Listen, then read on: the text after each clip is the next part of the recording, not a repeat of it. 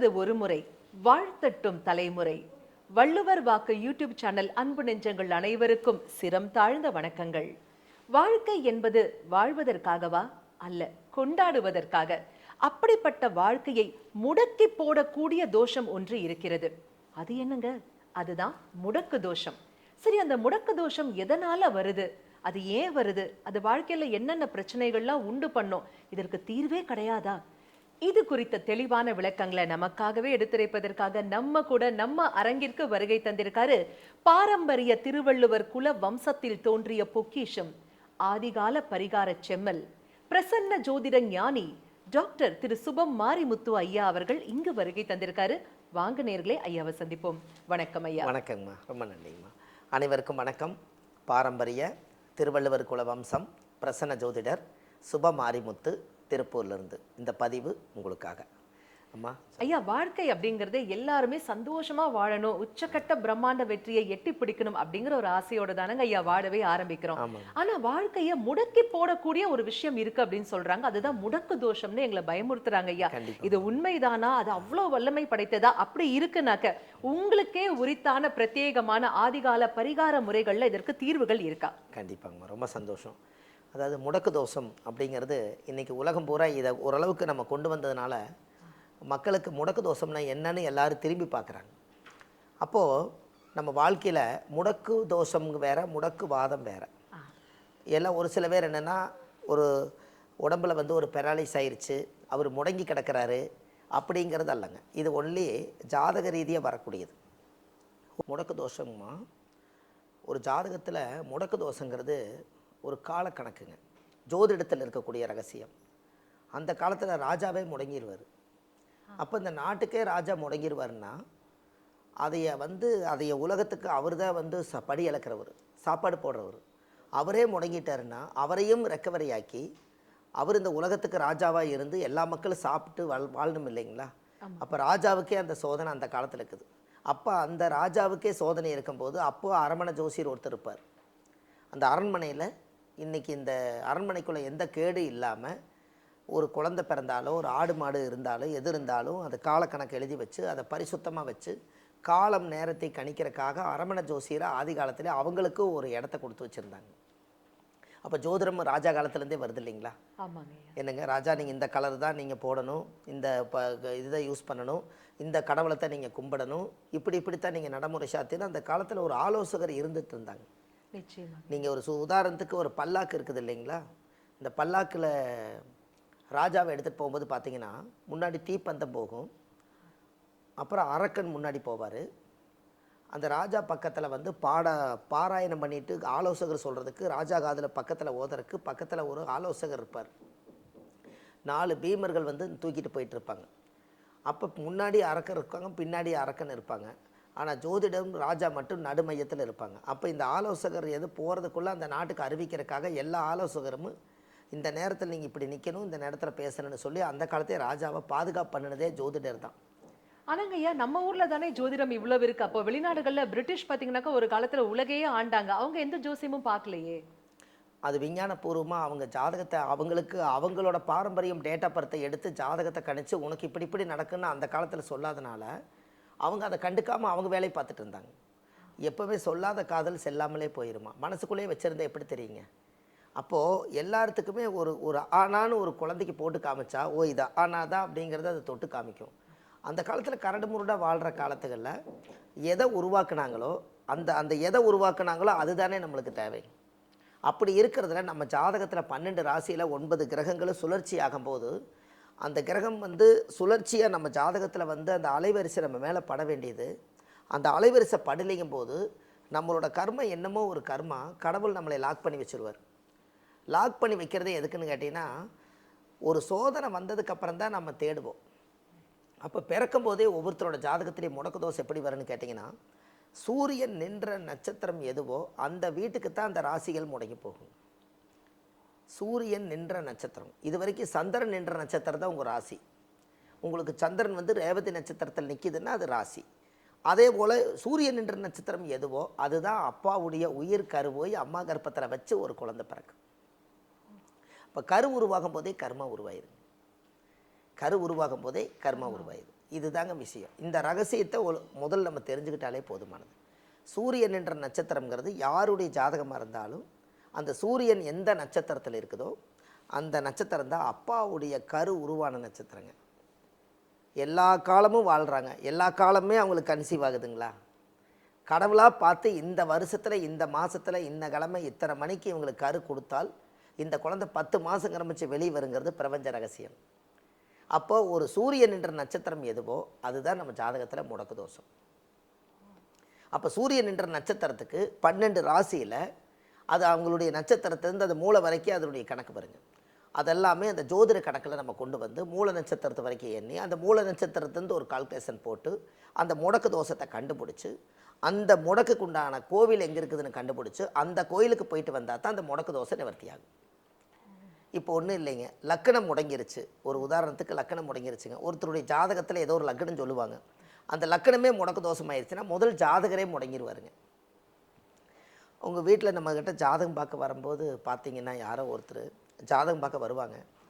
Sir அவர் வந்து படித்து வேலை இல்லாமல் வீட்டிலையே முடங்கி கிடக்கிறாரு, அவ்வளவு தூரம் கஷ்டப்பட்டு படித்தார், இப்போ முடங்கி கிடக்கிறாரு அப்படின்னு அவங்க சொல்லுவாங்க. அப்போ இது என்ன காரணமாக இருக்குதுன்னு கேட்குறீங்க? அந்த முடக்கு தோஷத்தினால தான் அந்த பிரச்சனை வருது. அப்போ லக்கணம் முடங்கிருச்சுன்னா ஜாதகரே முடங்கிடுவார். 2ஆம் இடம் தான் குடும்பஸ்தானம்ங்க. அப்போ 2ஆம் இடம் ஒருத்தருக்கு முடக்காயிருச்சுன்னா அவங்களுக்கு நல்ல குடும்பமாக அமைஞ்சு அவங்க ரொம்ப சீரழிவாங்க, அவங்க பிரச்சனையிலேருந்து ரொம்ப சீரழிவாங்க. 3ஆம் இடம் முடக்கு தோஷம் ஆயிடுச்சுன்னா அவங்க கூட பிறந்தவர்களை இவங்க முடக்கி வச்சுருவாங்க. இந்த முடக்கு தோஷம் ஒரு இடத்துல தான் விழுகுங்க, ஒவ்வொருத்தருக்கும் ஒவ்வொரு பாவகத்தில் விழுகும் இல்லைங்களா? இப்போ என்னுடைய ஜாதகத்தில் 10ஆம் இடம் முடக்குன்னா எனக்கு தொழில் ஸ்தானம் தான் முடக்காக இருக்கும். எனக்கு மற்ற மீதி 11 பாவகம் எனக்கு நல்லா தான் இருக்குங்க. அந்த 10ஆம் பாவத்தை சரி பண்ணுற வேலை மட்டும்தான் இந்த பிறவி வாங்கி நான் வந்திருக்கேன். இதை சரி பண்ணுறதுக்கு தான் கோயிலை பிடிக்கிறது. அருமை ஐயா, அருமை. இப்போ ஒவ்வொரு கட்டத்துக்கும் ஒவ்வொரு கோவில் இருக்குல்ல? கண்டிப்பாங்கம்மா, ஆமாங்க. இப்போ அதை பாருங்கள், 3ஆம் பாவம்ங்கிறது முடக்கு தோஷம். கூட பிறந்த சகோதரி, இளைய சகோதரியை முடக்கிடுவார். அவங்க எங்கேயோ வாழ்ந்துட்டு இருப்பாங்க. இவர் கரு உருவாகும் போது 3ஆம் இடம் முடக்காயிருச்சுன்னா இவர் பிறந்து தலையெடுக்க எடுக்க அவங்க டவுன் ஆயிடுவாங்க. அப்போது லக்கணத்துக்கு 4ஆம் இடம் முடக்கு தோஷம். 4ஆம் இடத்துல ஒரு ஜாதகத்தில் முடக்காயிருச்சுன்னா அவருக்கு 4ஆம் இடத்த சொத்து, 4ஆம் இடத்த வண்டி வாகனம், 4ஆம் இடத்த சுகபோகம், எல்லாத்தையும் அனுபவிக்கிற இடம் 4ஆம் இடம். தாயோட அன்பு 4ஆம் பாவங்க. இந்த 4ஆம் இடம் முடங்கிருச்சுன்னா அவர் தாயை விட்டு பிரிஞ்சிருவார். இல்லை ஒரே வீட்டுக்குள்ளே இருப்பார், அம்மாவும் பையனும் பேசிக்க மாட்டாங்க, தாயோட பாசம் இல்லாமல் ஏங்குவாங்க. பாசத்துக்கு தாயும் ஏங்கும், குழந்தையும் ஏந்து. அதுபோக வண்டி வாகனம் எடுத்த பிரச்சனை, சொத்து பிரச்சனை, இது எல்லாமே அந்த முடக்கு தோஷத்துக்குள்ளே போய் லாக்காயிடும். இப்போ ஒரு உதாரணம், 4ஆம் இடம் முடக்கு தோஷம் ஆயிட்டா அவர் நல்லா போயிட்டுருப்பாருங்க. என்றைக்காவது ஒரு நாள் 4ஆம் இடம் தான் வீடு, அவர் எப்போ வீடு கட்டுறாரோ அன்னையிலேருந்து இவர் முடங்கிடுவாருங்க. கர்மாவை போய் இயக்குறாரு. அப்போ அது ப்ளஸ் ஆகிருங்க, இது மைனஸ் ஆகிருங்க. இப்போ யாராவது ஒருத்தர் வந்து 4ஆம் இடம் முடக்கு தோஷமாகி வீடு கட்டிட்டாங்கன்னா ஆடு அசைஞ்சு அசைஞ்சு சாப்பிடும், வீடு அசையாமல் சாப்பிடுமா. சின்ன பிளான் போட்டு வீட்டை பெருசாக பண்ணிடுவாங்க. அங்கே கொஞ்சம் கடனை வாங்கி இங்கே கொஞ்சம் கடனை வாங்கி மன உளைச்சலாகி வீட்டை கட்டிட்ட கால் வச்சுட்டுமேனு கட்டி போடுவாங்க. இந்த இதுக்குள்ளே போய் உட்கார்ந்து அவங்க நிம்மதியாக வாழ முடியாமல் அங்கிருந்து அவங்களுடைய கர்ம வேலை செய்ய ஆரம்பிச்சிருங்க. அப்போது நம்ம ஜாதகத்தில் எதை இயக்கணும் எதை இயக்கக்கூடாதுன்னு ஆதி காலத்தில் சில ரூல்ஸ் இருக்குதுங்க. அதையெல்லாம் தாண்டி இன்னொருத்தர் இவர் வீடு கட்டிட்டாருன்னா நான் ஏன் கட்டக்கூடாதுன்னு லோன் கொடுக்குறாங்கன்னு வாங்கி கூட கட்டிடுவாங்க இல்லைங்களா? அதில் தான் இவ்வளோ பிரச்சனை வர்றதுக்கு காரணம். இப்போ இது 4ஆம் பாவம். இந்த முடக்கு தோசை எப்படி சுற்றி வருதுன்னு பாருங்க. சரிங்க ஐயா, 12க்கும் சொல்லுங்க ஐயா. அப்போ இது 5ஆம் பாவம் முடக்கு தோஷம் ஆயிடுச்சுன்னா முதல் கரு அழிஞ்சு அது இதாகிருங்க. 5ஆம் இடம் தான் புத்திரஸ்தானம். அப்போ கரு வயிற்றுக்குள்ளேயே நான் ஒரு மாதம் 2 மாதம் இருந்துச்சுங்க, அது சரியாக இல்லை அப்படின்னு அபாஷன் ஆயிரும். இல்லை அந்த கருவை கலைக்க வேண்டிய சூழலை வந்துடும். 5ஆம் இடம் முடங்கி ஒரு குழந்தையே பிறந்தாலும் இவருடைய ஜாதகத்தில் 5ஆம் இடம் முதல் குழந்தையாக இருந்தால் அவர் ஜாதகத்தில் பிறந்த குழந்தை 5ஆம் இடம் முடக்க இருக்கிறனால அந்த குழந்தையோட திறமை வளராமல் இவர் லாக் பண்ணி வச்சுருவார். இது எவ்வளோ பெரிய கர்ம தோஷம்னு பாருங்கள். அப்போது அடுத்தது 6ஆம் பாவம். ஒரு மனிதனுக்கு வேலை நிரந்தரமாக கிடைக்கிறதும் தொழில் எப்போதுமே நம்மளுக்கு சப்போர்ட்டாக இருக்கிறதும் அத்தனையுமே 6ஆம் பாவம் தாங்க. ஒரு மனிதனுக்கு 6ஆம் பாவம் நல்லா இருந்தால் 6ஆம் இடம் சண்டை வழக்கு நோய் கடன் எதிரி. சண்டை எதுக்கு போடுறதுன்னா வெற்றிக்கு, உழைக்கிறது எதுக்குன்னா வாழ்க்கையில் முன்னேறதுக்கு, அப்போது வழக்கு எதுக்குன்னா போராடி அந்த வழக்கை ஜெயிக்கிறதுக்கு. அப்போ இந்த 6ஆம் பாவம் முடங்கிருச்சுன்னா முதல் அவருடைய உழைப்பு முடங்கிருங்க. அப்போது அடுத்தது லக்கணத்துக்கு 7ஆம் இடம் முடக்கு. 7ஆம் இடம் யாராவது ஒரு ஜாதகத்தில் முடங்கிட்டா திருமணம் ஆனதுக்கப்புறம் அந்த ஜாதகர் முடங்கிடுவார். 7ஆம் இடம் தான் கல்யாணங்க. 7ஆம் இடம் தான் கல்யாணம். அப்போ இந்த 7ஆம் இடம் வந்து உங்கள் ஜாதகத்தில் கல்யாணமாக இருந்தால் அந்த 7ஆம் இடம் முடக்கு தோஷம் இருக்கிறனால அந்த 7ஆம் இடம் முடக்கு திருமணம் பேச்சை எடுத்ததுலேருந்தே அந்த குடும்பத்தில் பிரச்சனையாக இருக்குங்க. நம்மக்கிட்ட ஜாதகம் கிட்டத்தட்ட ஒரு 200-300 ஜாதகமாவது 7ஆம் இடம் முடக்க நாங்கள் கேள்வி கேட்டுக்கிறோங்க. எங்கள் வீட்டில் ஆமாங்க பிள்ளைய நல்லா படிக்க வச்சேன், கல்யாண பேச்சை எடுத்தாலே பிள்ளை எங்கிட்ட சண்டைக்கு வராப்பிள்ளைங்க அப்படிம்பாங்க. அப்போ அந்த பொண்ணு சண்டைக்கு வரலைங்க, அதோட கர்ம சண்டைக்கு வருது. எப்படிங்கம்மா? கர்ம சண்டைக்கு வருது. அதை என்றைக்கு அவங்க நிவர்த்தி பண்ணுறாங்களோ அன்னைக்கு அந்த பொண்ணு நிம்மதியாக வாழும். 7ஆம் இடம் தான் ஒரு ஆண் பெண் சேர்ந்து குழந்தை பெக்கக்கூடிய இடம், அங்கீகார உறவு அதுதாங்க. 7ஆம் இடம் தான் தாம்பத்திய வாழ்க்கை, 7ஆம் இடம் தான் மனைவி, 7ஆம் இடம் தான் நட்பு, 7ஆம் இடம் தான் நண்பர்கள், 7ஆம் இடம் தான் லைஃப் பார்ட்னர், தொழில் பார்ட்னர். இத்தனையுமே 7ஆம் இடம் முடங்கிருச்சுன்னா இதில் எதுலேயுமே அவங்க திருப்தி அடைய முடியாது. அப்போ இது ஈஸியாக இருக்குது இல்லைங்களா? இந்த முடக்கை நம்ம சரி பண்ணிட்டா அவங்க அந்த 7ஆம் இடம் சுத்தமாயிட்டா இவங்க இந்த பூலோகத்தில் என்ன சந்தோஷம் அனுபவிக்கணும்னு நினச்சாங்களோ அந்த சந்தோஷத்தை இவங்க அனுபவிப்பாங்க. ஆனால் அது தெரியாமல் இவங்க லாக் ஆகிருக்கிறனால இவங்க என்ன பண்ணுறதுன்னு தெரியாமல் அப்படியே அமைதியாக இருப்பாங்க. நான் ஒரு கஷ்டத்திலேயே வாழ்கிறேங்க அப்படின்னு. அடுத்தது 8ஆம் இடம் முடக்கு. இந்த 8ஆம் இடம் முடக்குங்கிறது என்ன அப்படின்னு கேட்டிங்கன்னா, மாங்கல்யம் அவங்க கழுத்தில் அடிக்கடி நிற்காதுங்க.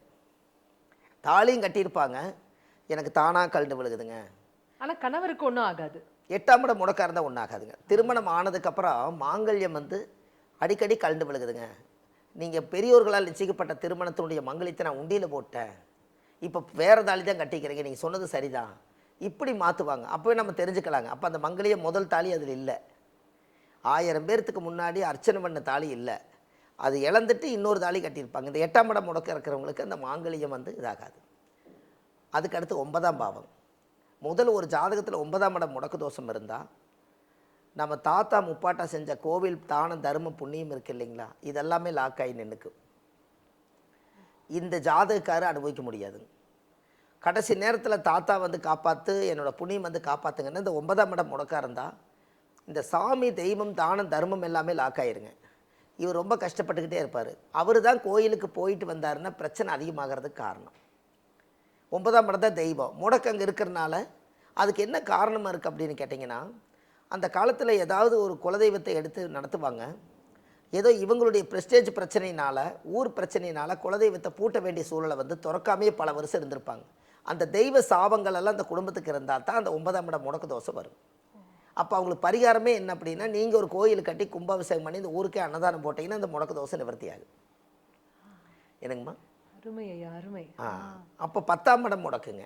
எது நெகட்டிவாக இருக்கோ அதையும் அப்படியே பாசிட்டிவாக ஆக்கி. ஆமாங்க, பாசிட்டிவாக மாற்றணும். நாம் பிறந்ததே வந்துங்க, நம்ம ரெடிமேடு கர்மா கிடையாதுங்க. நம்ம தாத்தாவுடைய ரத்தத்திலேருந்து தான் நம்ம பிறந்திருப்போம். ஆல்ரெடி அந்த கர்மா இருக்குங்க.